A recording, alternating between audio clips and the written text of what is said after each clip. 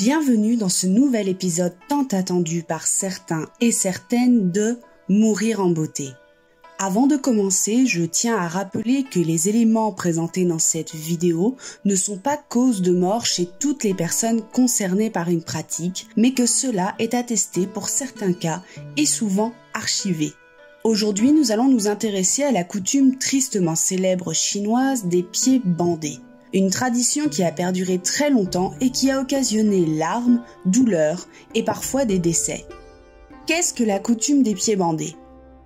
Comme son nom l'indique, il s'agit de bander les pieds des petites filles pendant un certain nombre d'années pour que leur taille devienne réduite. Beaucoup de chercheurs s'accordent à dire qu'il s'agit d'une coutume pratiquée en Chine depuis le Xe siècle sous les 5 dynasties et des 10 royaumes.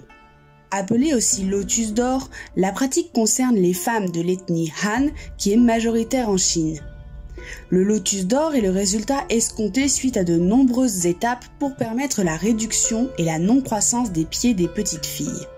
Une pratique qui a perduré de nombreux siècles puisqu'elle a été interdite en 1912 mais réellement éradiquée du pays lors des années 50 sous le régime communiste. Ainsi, c'est un très grand nombre de petites filles et par conséquent de femmes qui ont été concernées par cette pratique durant l'existence de cette dernière. Les critères. En repliant tous les orteils sauf le pouce et en redressant le bloc astragalo-calcanéen, il est attendu que les pieds mesurent entre 13 et 17 cm et dans les cas les plus extrêmes, moins de 10 cm. Dans la recherche, Li Wei rappelle que le bandage se déroule en plusieurs étapes, la première étant l'essai, la seconde étant l'essai pour le raidissement et enfin le courbage. On favorisait la pratique en hiver pour éviter une éventuelle putréfaction des chairs. L'engourdissement par le froid permettait d'avoir par conséquent moins mal en théorie. Les bandages pour les pieds pouvaient se faire après un bain d'eau chaude à laquelle on mélangeait des plantes aromatiques afin de ramollir les chairs et bien sûr de permettre l'application de bandes de coton. On forçait les petites filles à marcher sur leurs pieds directement après la mise en application de cette pratique. On voit très nettement sur les photographies des dernières femmes aux pieds bandés le repli des orteils vers l'intérieur et sur une radiographie nous voyons la courbure du pied qui est totalement anormale. Vous allez me demander pourquoi les jeunes filles pouvaient en mourir. On y vient. La pratique s'est d'abord développée chez les familles les plus aisées et fortunées pour se diffuser parmi les personnes les plus pauvres. Les petits pieds étaient un signe de féminité, de grâce et apportaient une valeur supplémentaire aux femmes concernées dans un royaume à la coutume matrimoniale forte. Et oui, c'est un exemplaire de la chaussure de la femme en âge d'avoir un mari qui était envoyé à ce dernier pour attester de la qualité et de la féminité de sa future femme. Les problèmes sont assez nombreux. Tout d'abord, les petites filles concernées ou adolescentes ont énormément souffert de la mise en application de cette technique qui est considérée maintenant comme une mutilation.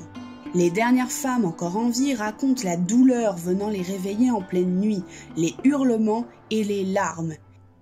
Les os sont serrés, maintenus, voire cassés et à chaque étape de nouvelles chaussures, toujours plus petites, étaient mises en place. Il fallait compter entre 2 et 3 ans de pratique pour arriver au résultat escompté.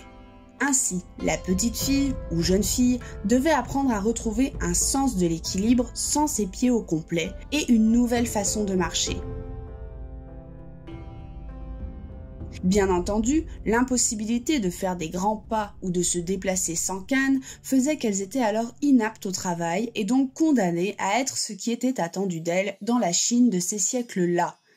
Des femmes discrètes au foyer avec une possibilité de déplacement limitée.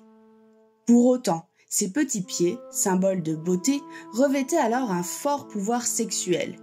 Ainsi, le vol de petites chaussures existait bel et bien à cette époque. Pourquoi on pouvait en mourir ? Tout simplement à cause de la putréfaction des chairs. En effet, des récits de femmes viennent non seulement attester de la pauvre condition sanitaire d'une telle pratique, mais également de tous les problèmes qu'elle engendre jusqu'à, pour certaines femmes, des septicémies les menant tout droit vers la mort. En effet, malgré des ongles coupés à ras pour ne pas endommager les chairs, le sang ne circulant plus, la douleur mais aussi les infections pouvaient devenir de véritables causes de mort. On ne sait pas le pourcentage de jeunes filles qui sont décédées à cause de cette pratique. Néanmoins, le climat, en particulier en été, n'était pas favorable à une telle coutume. Certaines mères, car souvent l'initiative des pieds bandés venait d'elles pour leurs filles, n'hésitaient pas à justement endommager les chairs, comme avec des morceaux de verre, pour que ces dernières pourrissent un peu et ainsi se replient plus vite à chaque bandage. Inutile de préciser les problèmes que cela cause, le tout ficelé dans des bandes de coton. Sans oublier les accidents liés au fait de ne pas pouvoir marcher correctement. Chutes et traumatismes mortels pouvaient arriver, découlant directement de l'incapacité de se mouvoir normalement. Ainsi, la pratique s'est terminée au contact des Occidentaux en Chine, avec des mouvements de libération pour les pieds des femmes, menés par certaines occidentales et appuyés par des hauts dignitaires non concernés par la tradition, comme l'impératrice Cixi qui n'avait pas les pieds bandés. Ainsi, les femmes au sein des villages et des villes tentèrent petit à petit d'empêcher leur bandage ou celui des filles de leur entourage. Une lutte difficile qui s'accompagnait également d'un renouveau des critères de beauté au contact des personnes issues d'autres endroits et dont les pieds n'étaient pas bandés. Les étudiantes chinoises prenaient le parti de lutter contre ces pratiques vues comme dégradantes, patriarcales et d'un autre âge. Comme pour toute révolution, les endroits les plus reculés ont été les derniers à arrêter la coutume. En archéologie, la découverte de la momie de Xingzui, connue sous le nom de marquise de Dai, nous montre un élément intéressant. En effet, bien qu'elle ait fait partie de la dynastie des Han, on peut voir que ses pieds ne sont absolument pas bandés ou ne portent pas de stigmate de cette pratique. Et pour cause, elle est décédée en 163 de notre ère. Si la marquise avait vécu au Xe siècle ou après, nous aurions probablement vu les stigmates des pieds bandés. Peut-être qu'un jour, des corps de femmes antérieures au Xe siècle, date présumée du début de la pratique, viendront bousculer la chronologie connue de la coutume des pieds bandés. En 2019, un article est sorti à propos de femmes qui ont été retrouvées venant de l'élite de la dynastie Ming dans la province du Shanxi. Nous savons que les pieds pouvaient être bandés dans cette élite sociale également. Parmi un groupe de 31 squelettes exhumés, 8 femmes présentaient des os au niveau des pieds très bien préservés. L'examen macroscopique a révélé que la moitié de ces femmes, 4 sur 8, avaient des os au niveau des pieds totalement altérés. Les métatarses et quelques phalanges étaient petits et graciles, tandis que les os du tarse présentaient une légère réduction de taille, sans que ce soit pour autant dramatique. L'autre moitié des femmes avaient des os au niveau des métatarses qui n'étaient pas modifiés. Ce qui est déduit par rapport à ces squelettes, c'est que certaines femmes de l'élite du Shanxi ne pratiquaient pas toujours le bandage des pieds, tandis que d'autres pouvaient tout à fait le pratiquer.